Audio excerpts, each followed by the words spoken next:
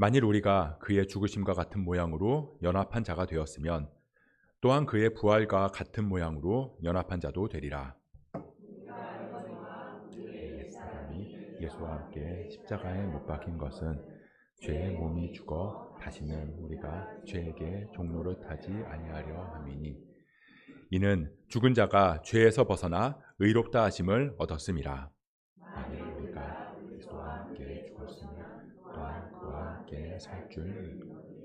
이는 그리스도께서 죽은 자 가운데서 살아나셨음에 다시 죽지 아니하시고 사망이 다시 그를 주장하지 못할 줄을 알미로라. 죄에 대하여 단번에 죽으시며 그가 살아계심은 하나님께 대하여 함께 있습니다. 이와 같이 너희도 너희 자신을 죄에 대하여는 죽은 자요 그리스도 예수 안에서 하나님께 대하여는 살아있는 자로 여길지어다. 아멘. 어릴 때 읽던 동화 중에요, 개미와 배짱이라는 동화가 있습니다. 내용은 아주 간단해요.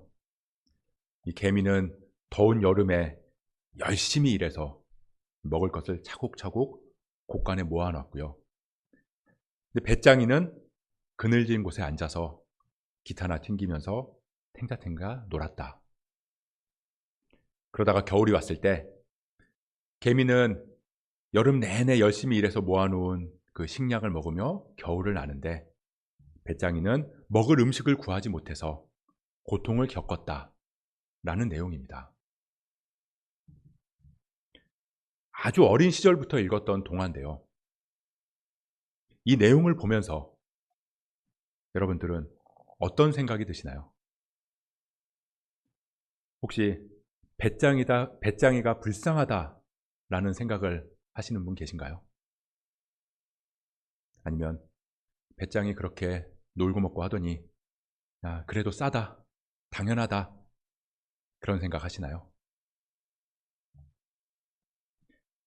개미는 여름에 열심히 일했으니까 그 대가로 겨울을 따뜻하게 날 수 있는 거고, 배짱이는 일을 하지 않았으니까 그 대가로 고통스러운 겨울을 지내야 한다는 이 결과가 나온 것에 대해서 많은 사람들은 당연하다라고 생각합니다. 하루에 10시간 공부하는 학생이랑 하루에 1시간 공부하는 학생이랑 그 둘을 놓고 봤을 때 하루에 10시간 공부하는 학생이 1시간 공부하는 학생보다 성적이 더 좋게 나오는 것이 당연하다는 겁니다. 그리고 우리는 그게 공정한 결과다라고 이야기해요. 내가 노력하면 더 나은 삶을 살아갈 수 있다라는 거죠. 내가 능력을 키우고 그 능력으로 더 좋은 결과를 얻을 수 있는 세상을 우리는 능력주의라고 이야기를 합니다. 우리나라는 능력주의를 인정하는 나라예요. 내가 노력하고 남들보다 더 열심히 일하면 그에 따른 대가가 주어지는 것을 나라가 인정하고 지켜준다라는 겁니다. 그렇지 못한 나라들도 있잖아요. 공산권 국가들은 그렇지 못한 경우가 많이 있는데요.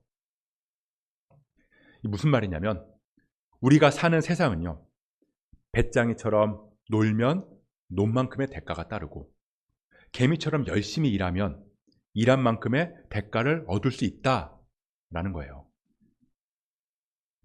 한마디로 누군가의 노력을 인정하고 그 노력에 대한 정당한 대가가 주어지는 게 공정하다라고 믿는다는 겁니다. 우리는 그런 세상에 살고 있습니다.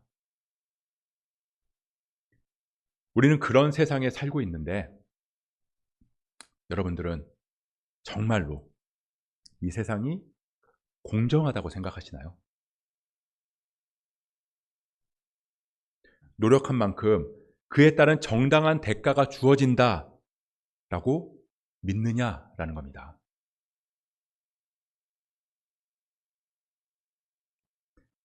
우리는 누구나 열심히 하면 그에 따른 보상이 주어진다라고 말하는 세상에 살고 있지만 사실 그 누구도 이 세상이 공정하다라고 생각하지 않습니다. 왜냐하면 출발선이 다르기 때문이에요. 이 마이클 샌델이라는 학자가 쓴 이 공정하다는 착각이라는 책이 있는데요. 그 책에 보면요, 이런 능력주의에 대한 비판이 담겨 있습니다. 능력주의가 공정하다라고 생각하지만 사실은 전혀 공정하지 않다라는 거예요. 우리는 노력하면 성공한다. 그게 당연한 거다. 성공은 성공할 만큼의 노력을 했기 때문에 주어진 거다. 그래서 그 사람은 성공을 누릴 자격이 있다. 실패한 사람은 노력하지 않았기 때문이다 라고 믿지만 그게 착각이라는 거죠. 그리고 그런 능력주의가 팽배하면 팽배할수록 오히려 사회는 더 분열된다 라고 이야기합니다. 100m 달리기를 잘 하려면요, 기초 체력을 키워서 열심히 연습하고 그래서 열심히 달리면 그 사람이 1등을 하는 게 공정한 건데요. 문제는 누구는 이 출발선, 이 0m에서부터 시작을 하는데 누구는 90m 앞에서 출발한다는 거예요. 그리고 또 누군가는 저 뒤에 마이너스 한 50m 정도에서 출발을 한다는 거죠. 그래서 사람들은 90m 앞에서 출발하는 사람을 보면서 좌절해요. 공정하지 않다고 느낍니다.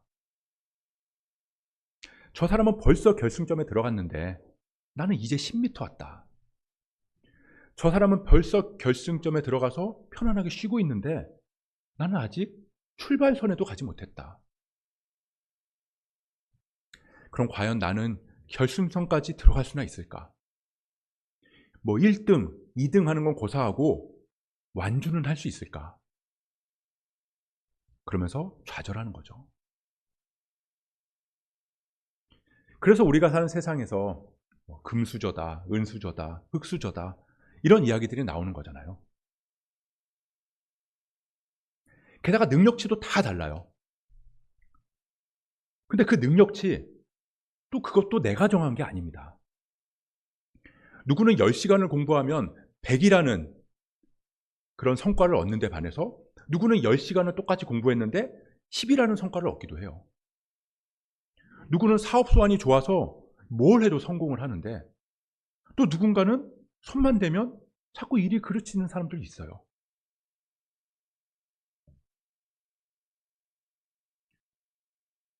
여러분들은 어디에 서 계시나요? 여러분들의 출발선은 어디라고 생각하시나요? 10m? 50m? 90m?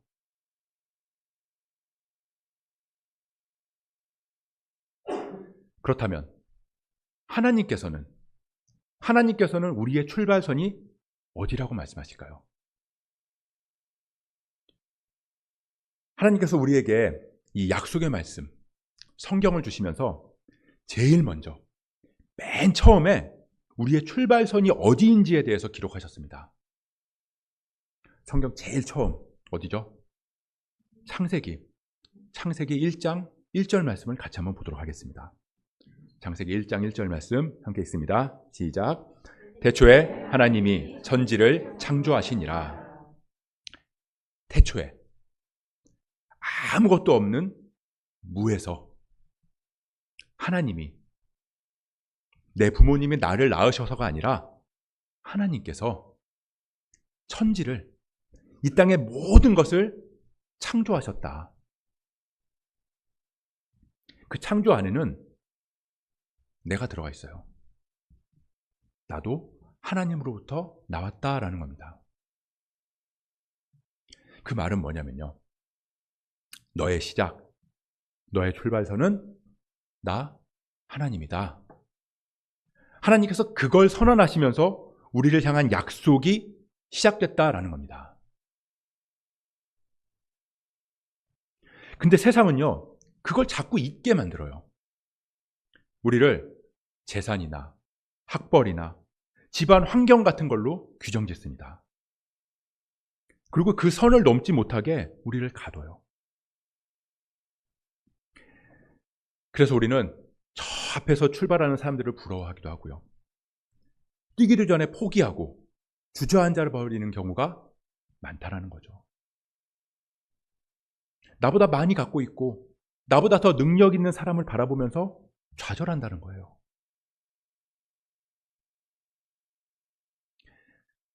이 이스라엘 사람들이 지금까지 성경에서 가장 위대한 사람을 꼽으라고 하면요, 모세랑 다윗을 꼽습니다. 근데 그 중에서도 모세는 거의 독보적인 존재로 여겨요. 그런데 그 모세를 보면요, 태어나자마자 버려져서 죽을 수밖에 없는 그런 아이였다는 거죠. 집안 환경이요, 마이너스 100m에서 출발한 인생이었다는 거예요. 뭐 왕자로 자라긴 했어요. 하지만 이 히브리인이었기 때문에 그 안에서도 엄청난 무시를 당했을 겁니다. 그리고 광야로 도망을 갔는데요, 나이 80까지 자기 양 한 마리도 없이 처갓집에서 양이나 치는 그런, 어떻게 보면 실패한 인생을 살아갔다라는 거죠. 그런 모세가 스스로를 봤을 때 그 출발선이 어디였을까요? 가진 것도 없고 이룬 것도 없고 그냥 그렇게 주저앉아 있었을지 모릅니다. 하지만 하나님께서 이 모세에게 나타나셔서 뭐라고 하시냐면요, 네 인생의 출발선은 네 나이도 아니고 네가 지은 죄도 아니고 네가 버려졌던 그 갈대 상자도 아니다. 내가 너를 지었으니 내가 오늘부터 너의 새로운 출발선이 되겠다, 그렇게 말씀하셨다라는 겁니다.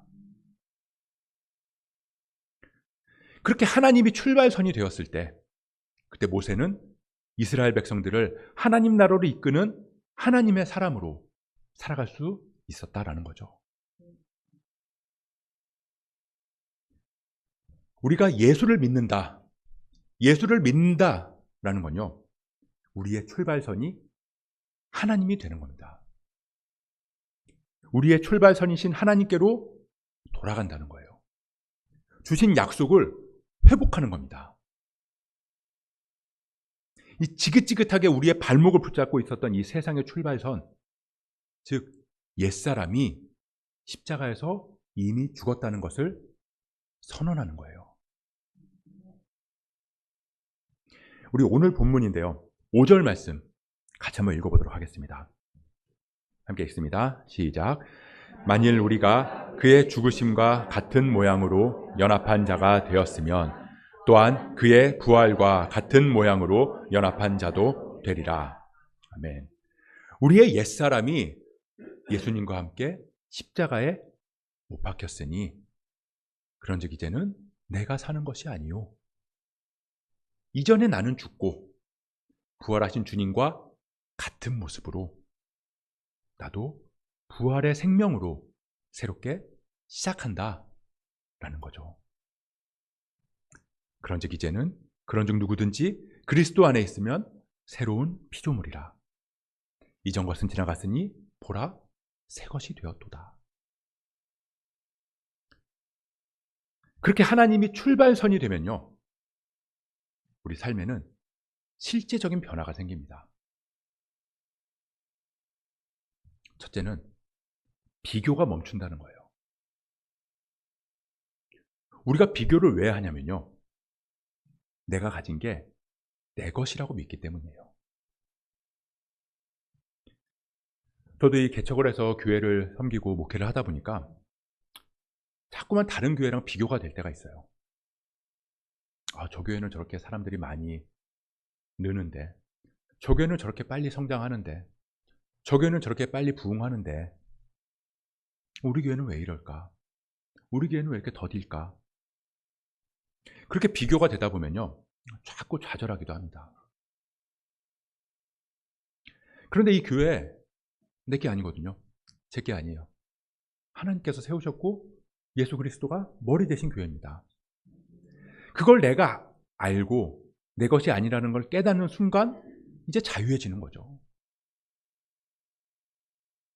자녀도 마찬가지예요. 옆집 애는 저렇다던데. 저 뒷집 애는 저렇다던데. 근데 우리 애는 왜 이럴까? 우리 애는 왜 이것도 못할까? 왜 이렇게 살까? 그것도 자녀가 내 거라고 생각하기 때문이라는 거죠. 그런데 자녀가 하나님께서 잠깐 맡겨주신 거다라는 것을 깨닫게 되는 순간 우리는 자유할 수 있는 거예요.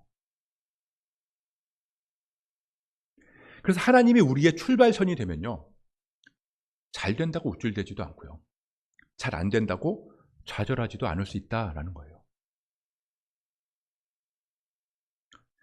이 은혜는 그런 겁니다.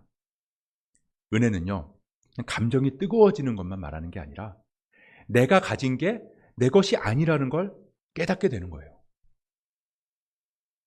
그럴 때 우리는 우리에게 주어진 것들을 바라보면서 비교하는 게 아니라 감사할 수 있기 때문입니다. 남들보다 더 주어진 거, 남들보다 내가 출발선이 조금 앞서 있다고 여겨지는 그런 것들은 나에게 주신 소명으로 받아들일 수 있게 된다는 거죠. 내가 남들보다 시간이 더 많으면 하나님의 뜻을 이루는데 그 시간을 사용하는 거고요. 내가 남들보다 재능이 더 많으면 하나님의 뜻을 이루는데 그 재능을 사용하면 되는 거고요. 내가 남들보다 물질이 더 많으면 하나님의 뜻을 이루는데 그 물질을 사용하면 되는 거예요. 그것들이 우리에게 소명으로 주어지는 거죠. 왜냐하면 나에게 주어진 그것들이 나의 출발선이 아니기 때문에. 나의 출발선은 오직 하나님이시다. 그걸 우리가 믿기 때문입니다. 하나님이 우리의 출발선이 되면 우리 삶에 생기는 실제적인 변화, 두 번째는 두려움이 사라진다라는 거예요. 사람들이 왜 출발선이 다를 때 공정하지 않다라고 생각을 하냐면요, 나는 결승선까지 못 갈까 봐, 그게 불안하기 때문이에요. 저 사람은 이미 다 이뤘는데, 저 사람은 저만큼 갔는데 나는 완주하지 못할 것 같으니까. 그래서 젊은 사람들이 그렇게 이야기를 하잖아요. 나는 집 한 채 장만하지 못할 것 같고, 나는 좋은 회사 취직하지 못할 것 같고, 나는 이 주어진 삶을 제대로 다 살아가지 못할 것 같고, 그래서 이것도 포기하고 저것도 포기하고 저것도 포기하는 거예요. 공정하지 않다고 생각하니까요. 그래서 하나님이 나의 출발선이 되어주신다라는 게 복음이라는 겁니다. 하나님께서 우리의 출발선이 되어주신다는 말은 동시에 우리의 목적지가 되어주신다라는 뜻이기 때문인 거죠. 성경의 제일 처음 창세기 1장에서 태초에 하나님이 천지를 창조하셨다라고 우리를 향한 약속의 선언으로 시작이 되었다면, 성경의 맨 마지막 요한계시록 그 마지막 장 22장에 보면 하나님께서 시작하셨으니 하나님께서 마지막에 되어주신다라고 말씀하면서 끝을 맺으세요. 그 약속으로 마무리하신다라는 거죠. 요한계시록 22장 13절 말씀입니다. 함께 읽어보겠습니다. 시작. 나는 알파와 오메가요, 처음과 마지막이요, 시작과 마침이라. 그래서 우리는 두려워하지 않을 수 있는 거예요. 하나님이 나의 출발이 되어주시니 하나님이 나의 결말이 되어주신다고 그렇게 약속하셨기 때문입니다. 그래서 우리는요, 매일매일 하나님으로 시작해서 하나님으로 마무리하는 거예요.